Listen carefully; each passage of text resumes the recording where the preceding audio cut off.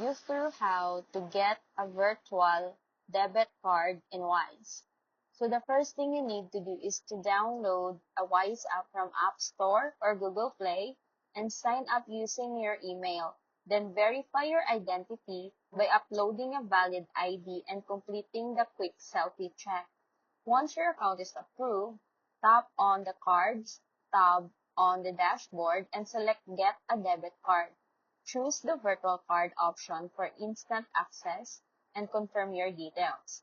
After that, your virtual debit card will be generated immediately and you can start using it for online payments, subscriptions, or linking it to a digital wallet like Apple Pay or Google Play. Make sure to enable security features like freezing the card when not in use and setting spending limits directly in the app for added protection. So that's it.